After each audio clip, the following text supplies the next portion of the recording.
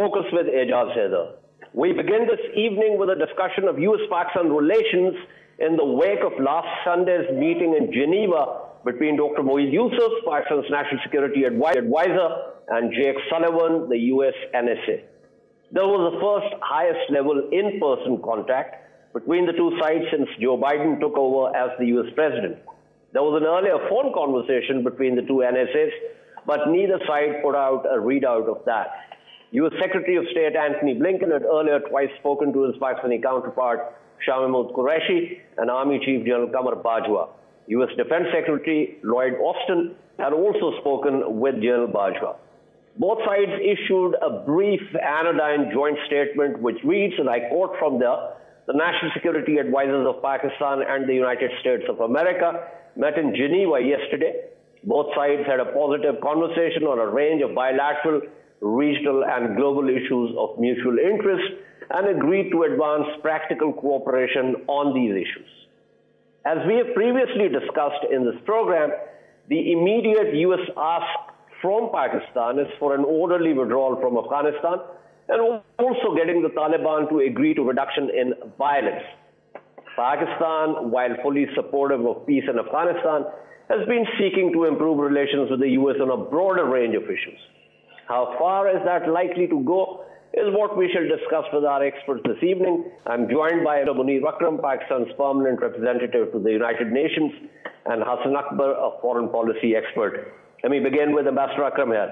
Ambassador Akram, thank you as always for being on the program. Let's begin with a list, shall we say, of the areas of convergence and divergence. And then we can begin to discuss how that's going to impact the relations going forward. Firstly, I mean, convergence is obviously, there is a convergence on stability in Afghanistan, not only the orderly withdrawal, but also post-withdrawal situation in Afghanistan. We would both like to see stability, return there, peace, and a political solution to the differences. Secondly, we have great interest in on economic investment from the U.S. and from Western sources, the support and cooperation of multilateral financial institutions, which is important for us, as well as a broader range of issues which we need to discuss together. Climate change is one of them, coming out of the recession, handling the pandemic. These are all issues on which there is broadly convergence of views and positions between the United States and Pakistan. That's what we need to build on, and hopefully, if and when the Afghan situation stabilizes, all of this could be possible. Yes. Okay, so what you're suggesting is that it's sequential in the sense that, you know, if Afghanistan goes southways, then perhaps it will be difficult for U.S. Pakistan going forward to have the kind of broad-based relationship which Pakistan seeks. But leaving that aside, only yesterday I was talking to some economists and business people in Pakistan on this program, with reference to trade and investment, and a couple of things that they talked about. It's almost a motif of sorts that Pakistan needs to begin to interest the United States in the sense that we are constantly seeking best practices and support from the U.S. We need to put something on the table that will or should become in the future, necessary for U.S. interests also, U.S. businesses also. Now, that is something which I thought was very interesting, and it seems to me, correct me if I'm wrong, it seems to me that perhaps outside of the IT sector, we don't have much to offer the U.S. In terms of something that would interest the United States, or the lack whereof could possibly, be a matter of concern for the United States, so to speak. Well, Josh, I think that is perhaps a somewhat short-range perspective on the situation. There are huge opportunities for investment in Pakistan across the range of issues. Just if you, in the immediate sense, if you just take the textile sector, the U.S. is resourcing some of the things that they were importing from China, and they have gone to other places. They are investing in Bangladesh, they're investing in Vietnam, and other locations as such. Pakistan is in a similar position that we could offer those alternate sources of supply to the American market. Of course, what we lack on our side is adequate planning and the availability of feasible projects to put in front of investors. And that's the kind of shortcoming, and I think that in that shortcoming, our business sector has to play catch up. They have to get to the game and put forward viable projects in which foreign investors can come in. I don't see that happening in our private sector, and there are good reasons for that, and I have my own explanations for why we're not doing that. But both the private sector as well as the public sector, we need to have feasible, bankable projects that we can put before investors before we can invite the investors to come in. That's the shortcoming that we have, not only with the U.S., that is a shortcoming we have with all investors, including China. And that is a shortcoming that we have to make up. We talk a lot about economic, our focus on economics, but unless and until we have concrete proposals and projects for investment will not come. That's our shortcoming. Okay, so right, I hear you, but here's the thing. When you talk to entrepreneurs in Pakistan, most of them would say that what the government needs to do is to improve the ease of doing business. That's going to, obviously attract the investors and facilitate the private sector because, you need to sort of, the entire sort of network of bureaucratic do's and don'ts. And that's also tied up with the idea of ease of doing business. And so once the government facilitates that, the private sector has enough innovators and entrepreneurs to be able to actually attract the foreign investment. Now, that is something which, seems, obvious common sense to me. You said that you have your own reasons for saying that why we've not been able to do that. I'd be very interested in finding out what you think about this. Our private sector, to a large extent, is used to being spoon-fed with support from the government and so forth. I think they need to stand on their own feet and make the proposals, go forward with the proposals, project proposals. I mean, this thing about the government standing in the way of private investment, I think that is a fallacy, or largely a fallacy. We need the private sector to be entrepreneur and to take some risk. Our private sector has become so inured to having projects that are guaranteed a return. In investment, there's always risk, and we have to be able to take the risk. Our private sector, most of the companies that you see on your Pakistan Business Council, these are all mostly family-owned businesses. They don't want to open up to joint ventures, or with some notable exceptions. But we need to be able to open up to joint ventures, to be able to invite other companies from abroad to come in and invest in joint ventures. That's how technology will be transferred. That's how money will begin to flow in. We have to be open in our own thinking. We are stuck in the investment mentality, which says, just give me the money, just give me the technology, and I will own the business. This is a time where we have to go for joint ventures, whether with China, whether with the United States or Western European companies, I think there is plenty of opportunity in Pakistan. Look, we are starved of capital, and we have to generate the capital and to be able to invest. Yeah, there are some things the government can be helpful with, but the government is willing to be helpful, as far as I can see.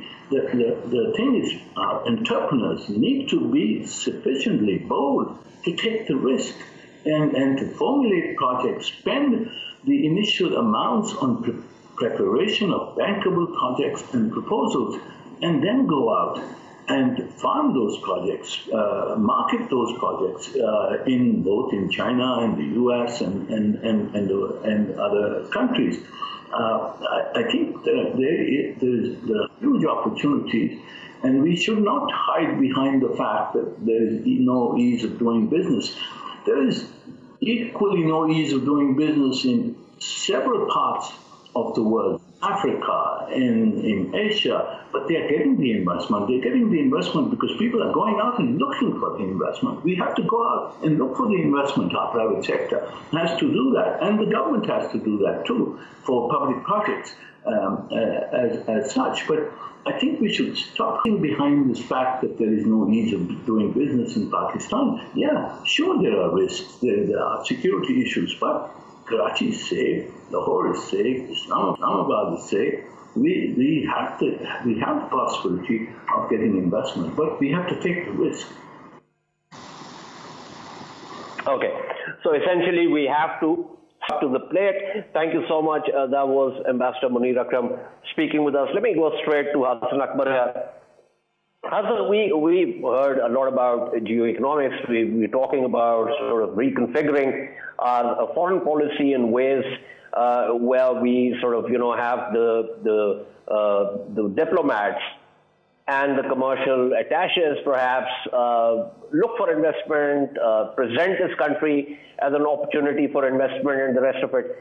But given and I'll be very honest, I mean, given the fossilized structures that we have, I'm kind of hard-pressed to believe that, we've actually, we've set the direction, but whether we actually can go in that direction, start that journey, notwithstanding, obviously, the fact that it's extremely important to understand that, geopolitics and geoeconomics are kind of linked together. But do we have the capacity to do that? Thank you, Jaz. I think what Ambassador Munir was referring to is important, which is that if Pakistan wants to move towards the journey of greater geo-economic integration in the region and beyond with the global economy, we have to work in two tandem and parallel areas. The first is, of course, the government. So in that sense, the role of diplomats and our commercial counselors, the role of government regulations plays an important part in providing the necessary environment in which private businesses can flourish. Similarly, private sector needs to look at areas and opportunities where it has not traditionally been doing a lot of business. For example, Africa is one of the fastest growing markets in the world. We have direct access to Africa. Many of our products can be sold there. And businesses need to look at these opportunities. Our embassies can play a role. Now, you're right that there is a capacity constraint for Pakistan, and given our bureaucratic structures, and this is a challenge that Pakistan has been trying to fight with. But I think challenges doesn't mean that we step away from taking courageous decisions. And I think in that sense, we're seeing somewhat of a change in at least the things that Pakistan and our diplomats are now talking about. As you just heard from our ambassador at the UN, there's a lot of emphasis and understanding of how businesses need to grow. There's obviously a lot of work that we need to do internally in terms of our regulatory environment to support private businesses and foreign investment inside Pakistan. And that work is being done in parallel. But I think the fact that those challenges exist should in no way stop us from taking those first steps towards geoeconomics. Okay, Stay with me, Hassan. I'm also joined by Michael Kugelman, Deputy Director of the Asia Program and Senior Associate for South Asia at the Wilson Center in Washington, D.C. Michael, thank you for being on the program. As always, as a keen observer of South Asia, this region, and as someone who has analyzed and written about U.S. Pakistan relations, give me your sense of, we were talking about this kind of brief and anodyne joint statement that has come out after the meeting of the two NSAs. Give me your sense of what the U.S. side thinks. I mean, we can talk about what the Pakistani side thinks of, the broad-based arrangement. What does the U.S. side think when they talk about advancing practical cooperation on these issues of mutual interest that covers the range of bilateral, regional, and global? Yeah, well, first of all, I think it was a good sign that both the joint statements from each side, while brief and anodyne, were very similar. The words were very similar. Oftentimes, it seems that when you have these readouts of these meetings between Pakistani and U.S. officials, each side emphasizes something else, which suggests a degree of a disconnect. But perhaps we could take this to mean that each side wanted to coordinate the messaging here, which I think is a good sign. In terms of what the U.S. may be thinking, I mean, quite frankly, in the immediate term, I imagine that Jake Sullivan wanted to speak about Afghanistan-related matters. I think that's quite clear. Perhaps the focus was on the peace process in Afghanistan and specifically how Pakistan can help advance that because of its leverage over the Taliban. And beyond that, I imagine that Mr. Sullivan wanted to explore opportunities for cooperation with Pakistan post-withdrawal, specifically in terms of counterterrorism support.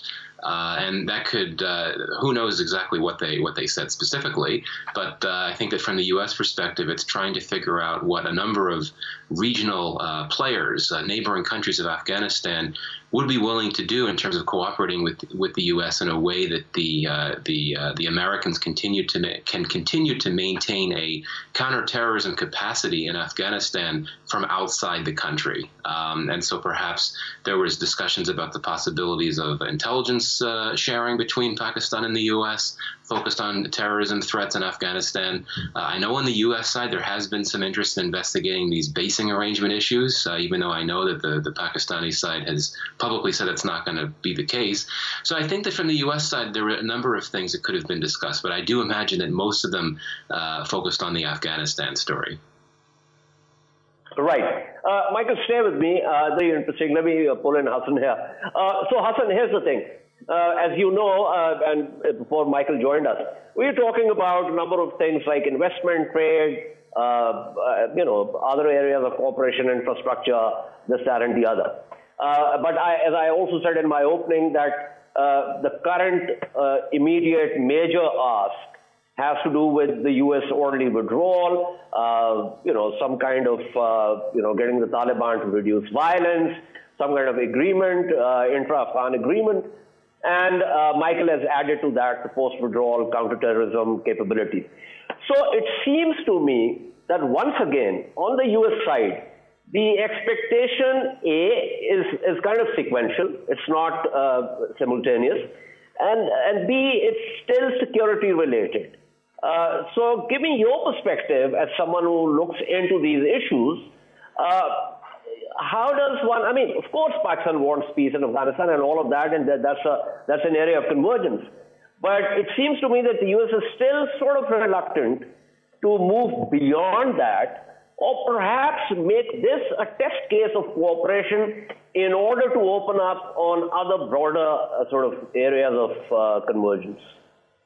First thing, I think I agree with Michael that, of course, the preeminent question in the U.S. mind is about an orderly and safe withdrawal from Afghanistan. There's no doubt about that. But let me remind you that, Pakistan and America's cooperation in Afghanistan, both in terms of the peace process as well as in terms of U.S. withdrawal, has been going on now quite deeply for several months and in years. And there's a process that is already, that exists for those conversations. As you know, Ambassador Zalmay Khalilzad used to lead that process previously. And so there's no reason to believe that the US requires or needs another process to continue the conversation on Afghanistan. The sense here is that, while the US had been engaging with the military and with the Foreign Office on Afghanistan withdrawal particularly, and their delegation sort of reflected that focus, this is the first high-level meeting between U.S. Senior official and Pakistan's National Security Advisor. And this was looking broadly at the bilateral relationship. So most of the focus was on post-withdrawal. How can the United States and Pakistan look to have a more bilateral relationship? Of course, there are elements there of Afghanistan and counterterrorism cooperation, which goes beyond Afghanistan also. But I think largely the focus has been on seeing how the bilateral relationship can be put back on track. In that, I think, if you look at the joint statement, I think a few words are very important. Advanced practical cooperation, I think, was an important use of terminology. And I think it refers largely to the fact that our previous engagements, particularly the strategic dialogue that ended a few years back, was focused more towards public consumption, public statements, and fanfare, and less towards actually progress on the ground in terms of shared areas where Pakistan and US collaboration could increase. I think that's changing now. I think the focus of this government is very clear in terms of geoeconomics, investment, trade, and development cooperation. And I think the focus is to be very conservative and moderate and realistic, frankly, in terms of where this relationship can go and what are the achievables in the immediate for this relationship. I think that's been the focus, and this is my personal view. Right. So what is it achievable? I mean, quite apart from what is obviously desirable with reference to interests of both sides. So Michael, what do you think of what Hassan is saying? So there is a conversation already. It's almost 2 years old now. I mean, in terms of cooperation on Afghanistan, getting the Taliban to start talking, and the rest of it. So perhaps there's the two NSAs meeting also discussed a broader sort of range of bilateral relations. And if that is so, what is your guess of what those areas possibly could be? Well, I mean, since we're talking about a meeting between NSAs, one could assume, at least from the U.S. side, there wasn't going to be a number of agenda points dealing with non-security issues. Though I do think that I would not say that security is the exclusive concern of the U.S. government when it comes to Pakistan. So though certainly it's the dominant one.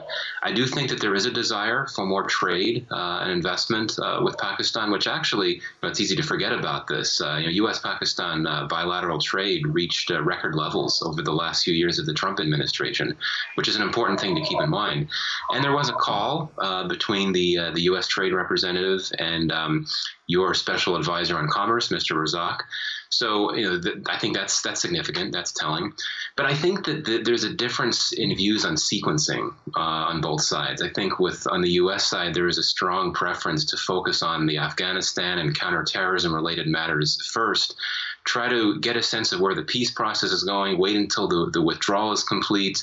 And then when the U.S. has a better sense of where things stand regionally in terms of the security situation, and depending on the state of the relationship between the U.S. and Pakistan, that's when I think there would be more of an appetite here in Washington for there to be more of a focus on broadening the relationship more into trade and investment. And, I will say, to be very candid, that there is concern within the officialdom, so to speak, the Trump administration, and also now the new administration, concerns about the investment environment in Pakistan, particularly concerns about a lack of sufficient reforms that would enable investors to be comfortable operating in Pakistan, despite the fact that, of course, the security climate is much improved from a number of years ago.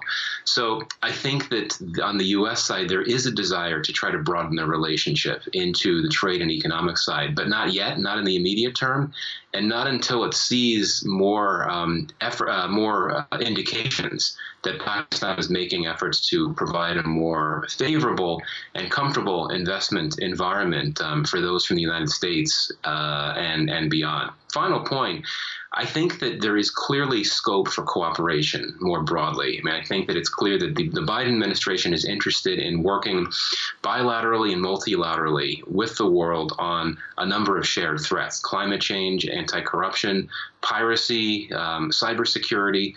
And I think these are some areas where, there shouldn't be any complaints from Pakistan. There's clear interest on both sides to discuss those issues. Unfortunately, I just don't think that you have enough policy space in Washington right now allocated to figuring out how to move forward formally on those types of issues with Pakistan. It'll have to wait for some time, unfortunately. Absolutely. I tend to agree with you. It's Michael Kugelman speaking with us. Before I wrap up, quickly back to Hassan Akbar. Hassan, it's quite clear that, as I said, actually, Michael was kind of corroborating what I said with reference to what Pakistan can do in Afghanistan, and for the United States to actually make that the basis for moving the relationship forward. But with reference to, the investment climate and reforms and the rest of it, I take that with a pinch of salt, in the sense that, on our east in India, the Indian investment environment is perhaps, I would say, not as good as ours, or ours is not as worse as, as bad as theirs, if you will. So I think there are geopolitical issues also here. So your brief comments before I wrap up the segment. Finally, Ijaz, I think there has been some dissonance in terms of U.S. perspective and Pakistan's perspective. As you are well aware, Pakistan in the last few years, a couple of years, especially the last year, has cooperated with the U.S. on Afghanistan. But this cannot be a one-window operation. I mean, to say that, Pakistan must cooperate with us completely on Afghanistan and then we'll consider a bilateral relationship, I think is unrealistic, frankly. And so the sense in Pakistan is that, cooperation in Afghanistan, including post-withdrawal, will continue, but the U.S. cannot treat Pakistan as a subset of the Afghanistan issue. And Pakistan in of itself is an important country and expects to be treated in that sense. I understand the constraints on the American side in terms of, there's not a lot of space for the policy conversation on Pakistan. We understand that there is, perhaps hesitancy, especially amongst congressmen on conversations on Pakistan. But I think, at least from Islamabad, the perspective is very clear that, this conversation with the U.S., cooperation in Afghanistan cannot be a stepwise process. And I think it's about time that Pakistan, you should be very clear about its expectations. Because we have helped the United States, we helped with the Taliban agreement. We helped subsequently in trying to, do whatever we can to bring the Taliban onto the negotiating table, making sure that agreements signed continue. We are continuing to try and, lessen the degree of violence in Afghanistan, inside Afghanistan, support the Afghan-led, Afghan-owned reconciliation process. But all of these cannot be a one-sided affair, and I think that's very important from the Pakistani perspective. But it does seem to me, Hassan, sorry, I've run out of time, it does seem to me that the Americans are sequencing this rather than going for simultaneity, which seems to be how Pakistan is looking at it. But thank you so much, Hassan, for your insights. We shall take a short break and return to discuss the situation in Afghanistan, where violence continues as US and NATO troops withdraw. Stay with us.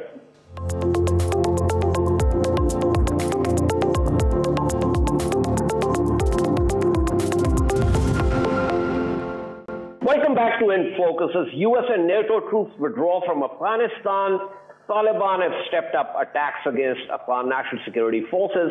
Battles for control are raging in Baghlan, Laghman, and Herat provinces. According to an AFP report, in Laghman, Defense Minister Yassin Zia, a former Afghan army chief, took direct command of government troops. Tolo News reported, quoting Afghan Defense Ministry, that government troops freed 62 people, including 36 security force members, from a Taliban prison in northern Baghlan province on Tuesday night.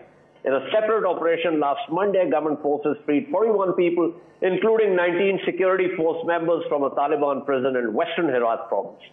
There was no verification of these events from Taliban sources.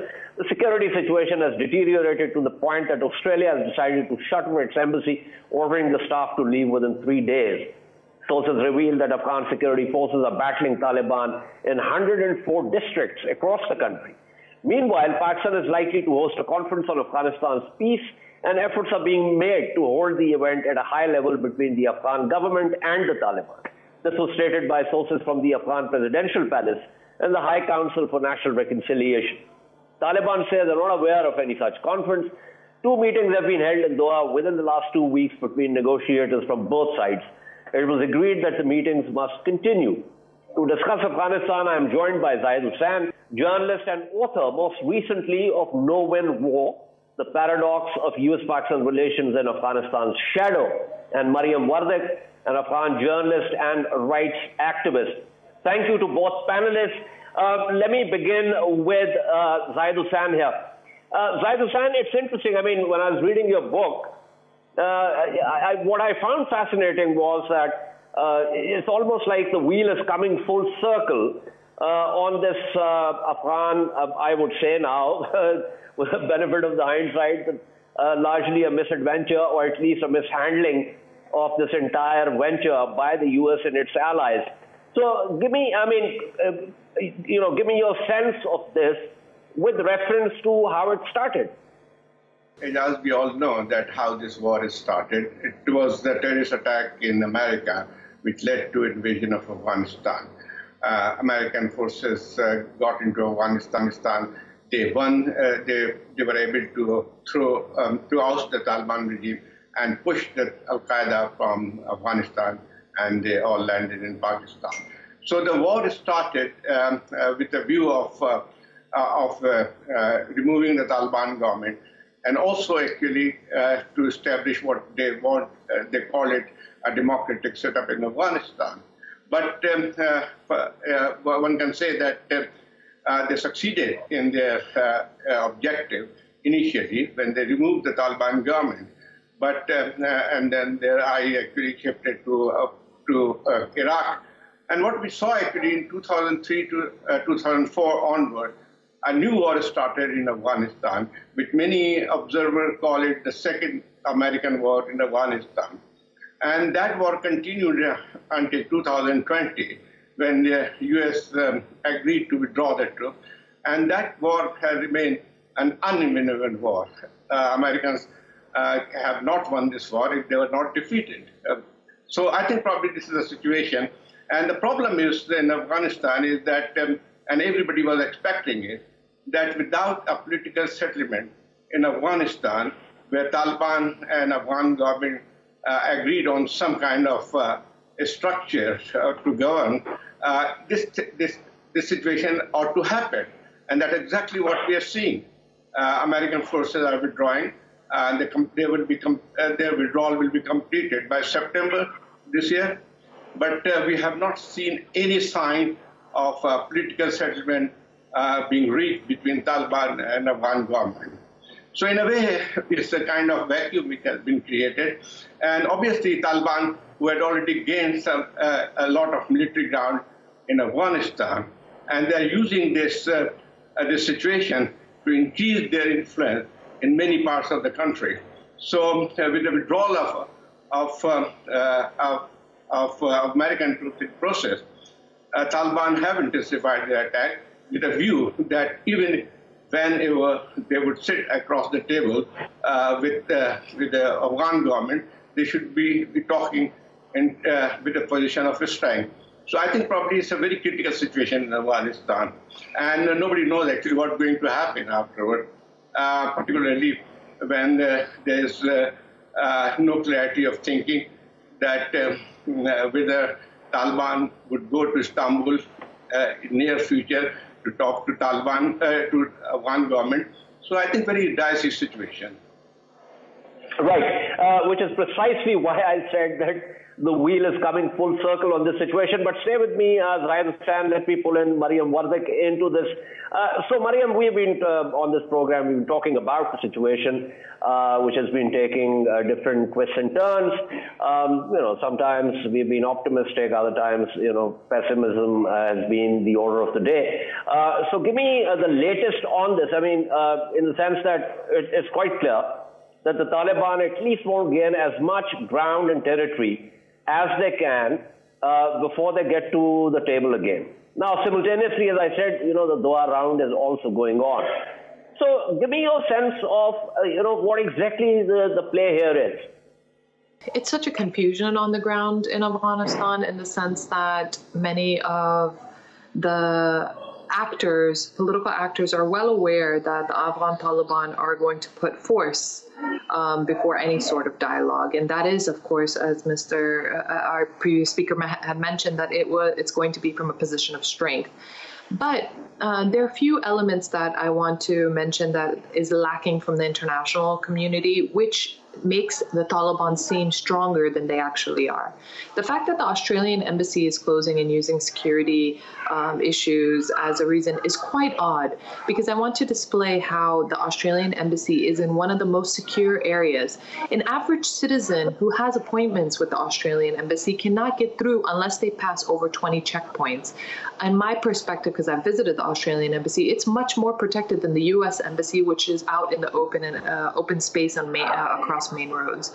So that actually triggers insecurities when it shouldn't have, because I think that there are other reasons why Australia does not want to engage in Afghanistan, and they are bringing security issues forward, especially when they only had a handful of numbers of diplomatic representatives.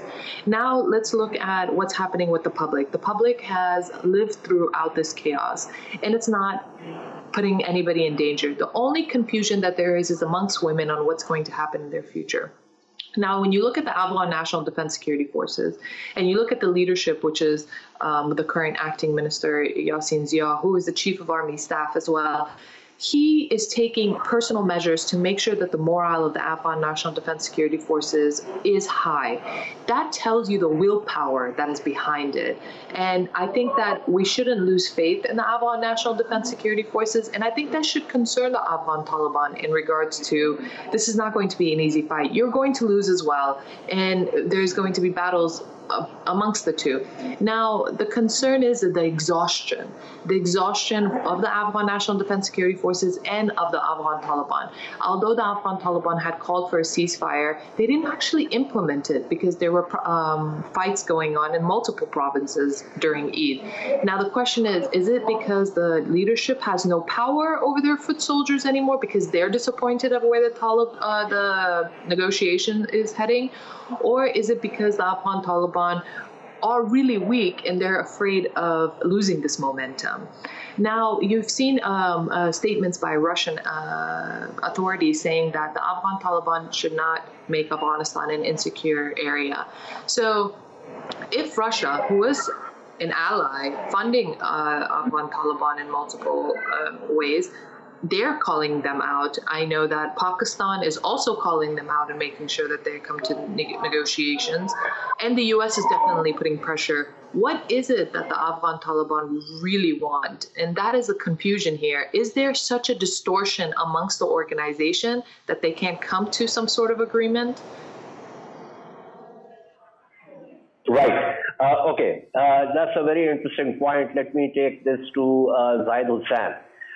So Zahid Hussain, I want you to comment on what Mariam Wardak is saying, and also additionally, to talk about this last Sunday's meeting between the Pakistani National Security Advisor, Dr. Moeed Yusuf, and Jake Sullivan, the U.S. National Security Advisor, because, it's quite inconceivable that Afghanistan was not on top of the agenda during that meeting.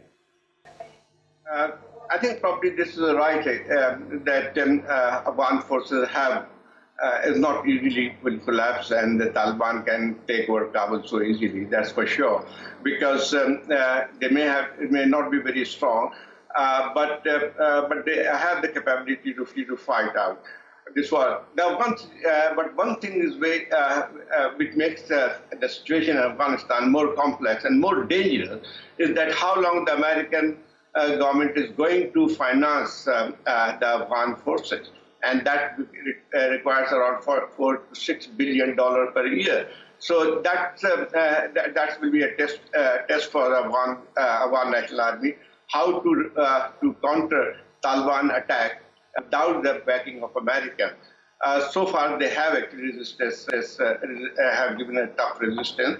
But the problem in Afghanistan, I think, probably has become much more complex for 2 or 3 reasons. Number one, actually, Taliban may be the largest insurgent group, but they are, according to some reports, there are almost 20-25 more militants, other militant groups operating in Afghanistan.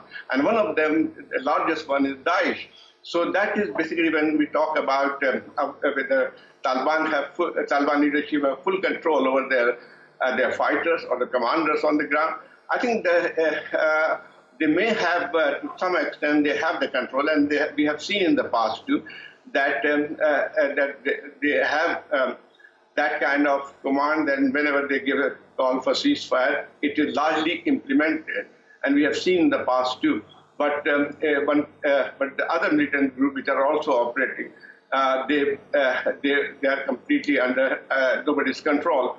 So I think what I can see over the next few months, particularly the fighting will intensify before, I agree with that at some point the two sides will actually find a need to sit on the negotiating table.